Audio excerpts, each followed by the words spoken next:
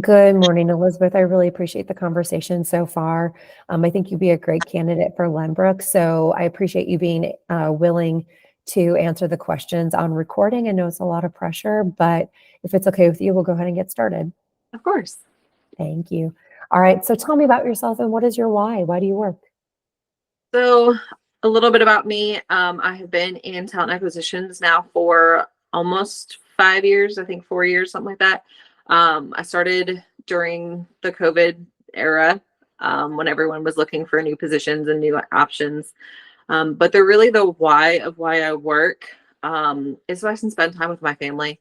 My mom and my dad moved out of state, so being able to work to afford to spend those days with them is definitely the reason why I work, and I do enjoy what I do. So that's what it is.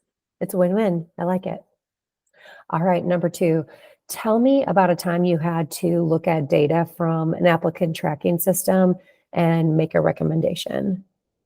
So we actually, at the current job I have, we have a dedicated individual, our HR generalist, who does review all the data. So I have actually never done that, but some of the suggestions that I've made recently about our retention issue that we kind of had, unfortunately, it happens in every single side Yes. of the healthcare field.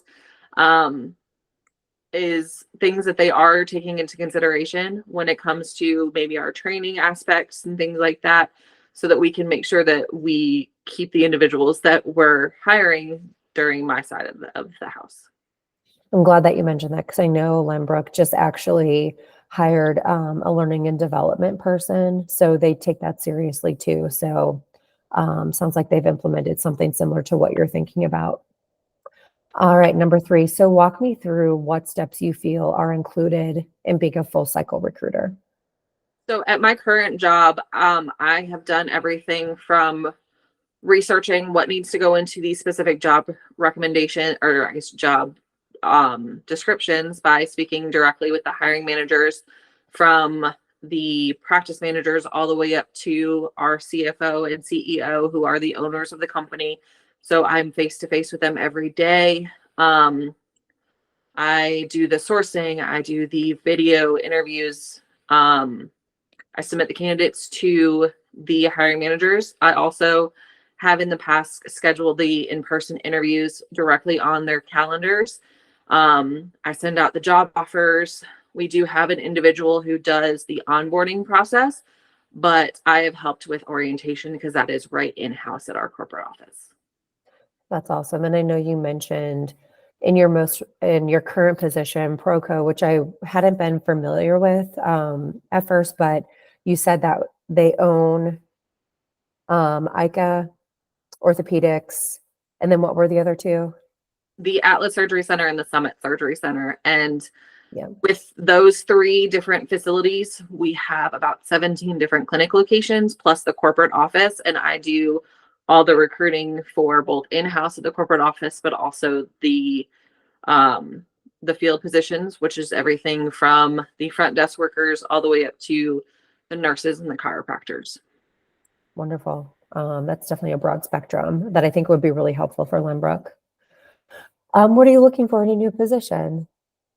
So I definitely am looking to grow the skills that I've definitely learned at my current position, plus my position at Higher Velocity. But I also want to maybe learn different aspects of HR, because I feel like I've focused mostly on the talent acquisition side, but I kind of want to learn maybe a little bit more of the other side of the house as well. Yeah, absolutely. And it sounds like this position that you're interviewing for would partner pretty well with the HR business partner. So I'm sure there will be a lot to learn. What skill sets do you have that you feel qualify you for this position?